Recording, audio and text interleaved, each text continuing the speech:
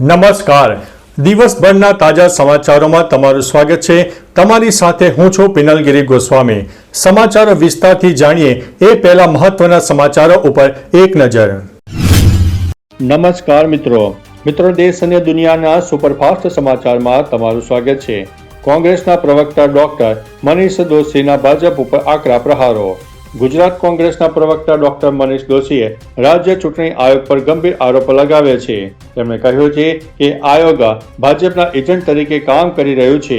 દોશીએ જણાવ્યું છે કે ચૂંટણી જાહેર થયા પછી ભાજપે પોલીસ, એલસીબી, એસઓજી અને વહીવટી તંત્રને કામે લગાડીને હડકંપ મચાવી દીધો છે.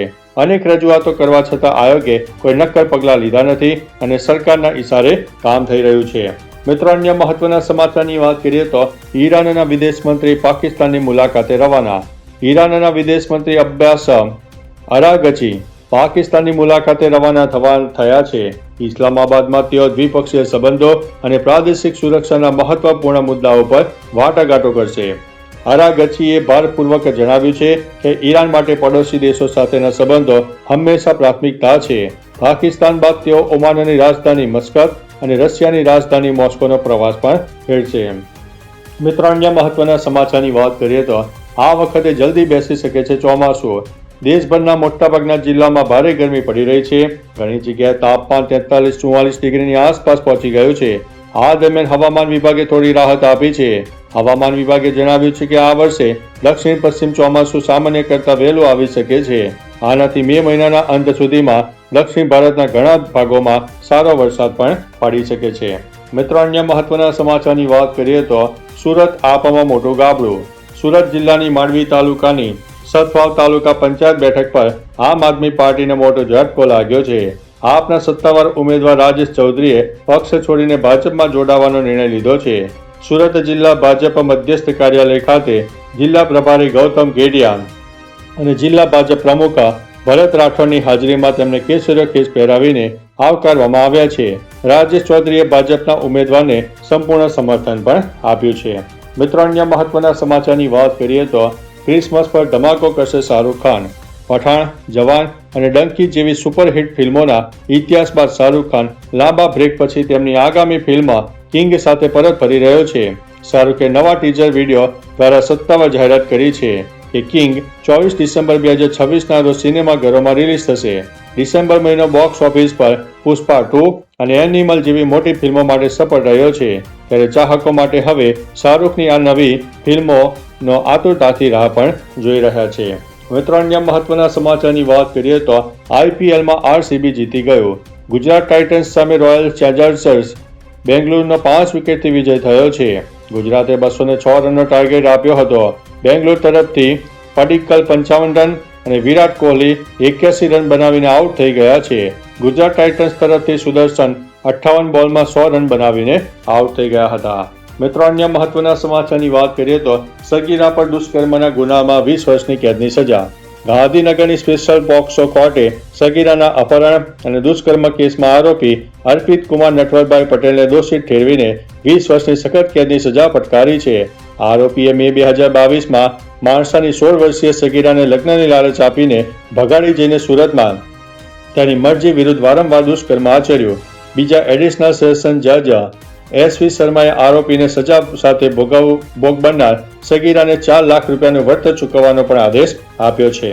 મિત્રો, અન્ય મહત્વના સમાચારની વાત કરીએ તો લોરેન્સ બિશ્નોઈ પરની વેબ સિરીઝ ઉપર પ્રતિબંધ. કેન્દ્ર સરકારે ગેંગસ્ટર લોરેન્સ બિશ્નોઈના જીવન પર આધારિત web series Lawrence of Punjab પર પ્રતિબંધ મૂક્યો છે. પંજાબ પોલીસે રાજ્યની શાંતિ અને કાયદો વ્યવસ્થા બગડવાની આશંકા વ્યક્ત કરતા કેન્દ્ર પાસે આ માગ કરી હતી. બીજી તરફ લોરેન્સના પરિવારે પણ આ સિરીઝનો સખત વિરોધ કર્યો છે. તેમના કાકા રમેશ બિશ્નોઈએ જણાવ્યું છે કે પરિવારની પરવાનગી લીધા વિના આ સિરીઝ બનાવાઈ છે. મિત્રો, અન્ય મહત્વના સમાચારની વાત કરીએ તો ભુજ કોર્ટનો ઐતિહાસિક ચુકાદો. કચ્છના ચકચારી 380 કરોડના એક મોટા કેસમાં ભુજ કોર્ટે ઐતિહાસિક ચુકાદો આપતા 6 પાકિસ્તાની આરોપીઓને 20 વર્ષની કેદની સજા ફટકારવામાં આવી છે.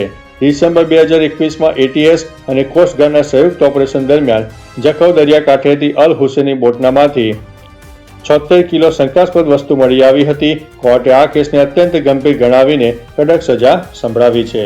મિત્રો, અન્ય મહત્વના સમાચારની વાત કરીએ તો ચંદ્ર ઉપર પાણીનો ભંડાર. જનરલ નોલેજની દ્રષ્ટિએ આ સમાચાર અત્યારે વૈજ્ઞાનિક જગતમાં ચર્ચામાં છે. 2026ના તાજેતરના ડેટા મુજબ ચંદ્રના દક્ષિણ ધ્રુવ પર ખાડાઓમાં અબજો ટન બિંદુ સ્વરૂપે બરફ જમા થયેલો છે. આ પાણી માત્ર પીવા માટે જ નહીં, પણ તેને તોડીને તેમાંથી હાઇડ્રોજન મેળવી શકાય છે, જે ભવિષ્યમાં મંગળ ગ્રહ પર જવા માટે રોકેટના બળતણ તરીકે કામ લાગશે. એટલે કે ચંદ્ર ભવિષ્યનું પેટ્રોલ પંપ બનવા જઈ રહ્યો છે. મિત્રો, અન્ય મહત્વના સમાચારની વાત કરીએ તો ટેક વર્લ્ડ હોલોગ્રાફિક મીટિંગ્સ. એક મોટી ટેક કંપનીએ હોલોકોલ ફીચર લોન્ચ કર્યું છે. હવે જો તમે વિદેશમાં રહેતા મિત્ર કે સંબંધી સાથે વાતચીત કરશો તો તે માત્ર સ્ક્રીન ઉપર નહીં દેખાય, પણ 3D હોલોગ્રામ દ્વારા તમારી રૂમમાં તમારી સામે બેઠા હોય તેવો તમને આભાસ થશે. આ ટેકનોલોજી માટે તમારે કોઈ ખાસ ચશ્મા પહેરવાની જરૂર નથી. લેઝર પ્રોજેક્શન દ્વારા હવામાં જ તેની આબેહૂબ તસવીર તૈયાર થઈ જાય છે. મિત્રો, અન્ય મહત્વના સમાચારની વાત કરીએ તો એડિબલ સેન્સર દવા લીધી કે નહીં.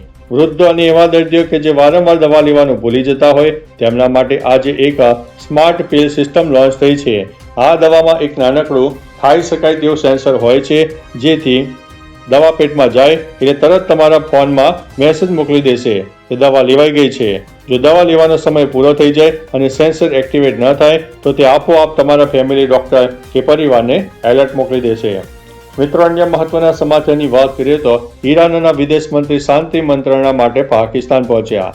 ઈરાનના વિદેશ પ્રધાન અબ્બાસ અરાગાચી મોડી રાત્રે ઇસ્લામાબાદ પહોંચ્યા, જ્યાં તેમણે યુએસ ઈરાન યુદ્ધ વિરામ પર બીજા રાઉન્ડની વાતચીત પણ કરી. અરાગાચી પાકિસ્તાનના પીએમ અને પાકિસ્તાનના chief of defence staff field marshal general Asim Munir સાથે વાતચીત માટે તૈયાર છે. દરમિયાન અમેરિકાના ખાસ દૂત સ્ટીવ વિટકોફ અને જેરોલ્ડ કુશનર ઈરાની પ્રતિનિધિ મંડળ સાથે વાતચીત કરવા માટે શનિવારે પાકિસ્તાન પહોંચશે. મિત્રો, અન્ય મહત્વના સમાચારની વાત કરીએ તો શું આજે આવશે યુદ્ધનો અંત? અમેરિકાના રાષ્ટ્રપતિ ડોનાલ્ડ ટ્રમ્પે ઈરાની વિદેશ મંત્રી અબ્બાસ અરાગાચી સાથે સંભવિત વાટાઘાટો આગળ વધારવા માટે તેમના ખાસ દૂત સ્ટીવ વિટકોફ અને સલાહકાર જેરડ કુશનરને પાકિસ્તાન મોકલવાનો નિર્ણય લીધો છે. ઉપરાષ્ટ્રપતિ જેડી વાન્સ હાલમાં આ મુલાકાતમાં હાજરી આપશે નહીં, પરંતુ જો વાટાઘાટો આગળ વધશે તો તેઓ મુલાકાત લેશે તેવી અપેક્ષા છે. જો કે આ વાટાઘાટો પર દેશની નજર રહેવાની છે. મિત્રો, અન્ય મહત્વના સમાચારની વાત કરીએ તો એલર્ટ થઈ જાઓ, આકાશમાંથી વરસશે અગ્નિગોળા. દેશભરમાં તીવ્ર ગરમીનો માહોલ થઈ રહ્યો છે. પંજાબ, હરિયાણા, દિલ્હી, રાજસ્થાન, યુપી, એમપી અને છત્તીસગઢના ઘણા ભાગોમાં આગામી 4 દિવસ સુધી ગરમીનો પ્રકોપ ચાલુ રહેવાની સંભાવના છે. રાત્રિનું તાપમાન ઊંચું રહેશે, જે 42 થી 45 ડિગ્રી સેલ્સિયસ સુધી પહોંચશે. દરમિયાન આસામ, મેઘાલય, અરુણાચલ પ્રદેશ, નાગાલેન્ડ, મણિપુર, મિઝોરમ અને ત્રિપુરા જેવા ઉત્તર પૂર્વીય રાજ્યો માટે ભારે વરસાદ અને તોફાનની ચેતવણી જારી કરવામાં આવી છે. તો ચાલો મિત્રો, ફરીથી દેશ અને દુનિયાના સુપરફાસ્ટ સમાચાર લઈને મળતા રહીશો. ત્યાં સુધી અમને રજા આપશો. નમસ્તે.